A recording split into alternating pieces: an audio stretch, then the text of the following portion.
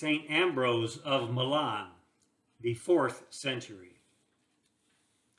The Lord shows us in the gospel in what manner we shall rise again.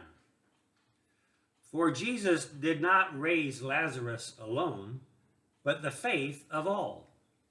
And if you believe, as you read, your spirit also, which was dead, revives with Lazarus.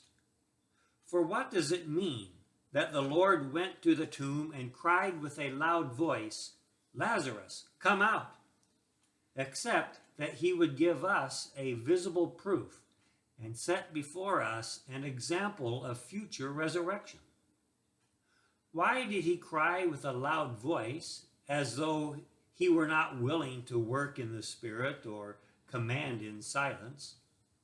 He did this only that he might show what is written. In a moment, in the twinkling of an eye, at the last trumpet, and the dead will be raised incorruptible. For the raising of the voice is like the peal of trumpets. So the dead man heard and came out from the tomb, bound hand and foot with grave cloths, and his face was bound with a napkin. Imagine, if you can, how he makes his way with closed eyes, directs his steps with bound feet, and moves with fastened limbs as though free.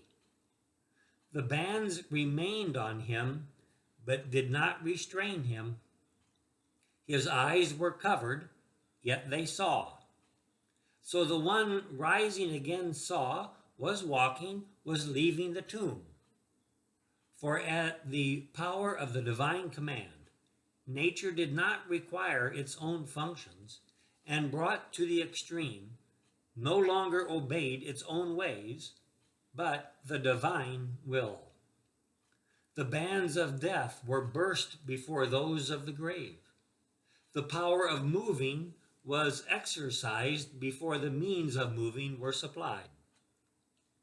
If you marvel at this, consider who it was that gave the command, and cease to wonder. Jesus Christ, the power of God, the life, the light, the resurrection of the dead. The power raised up him who was lying prostrate. The life produced his steps. The light drove away the darkness and restored his sight.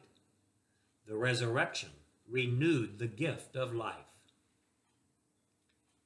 Ambrose of Milan.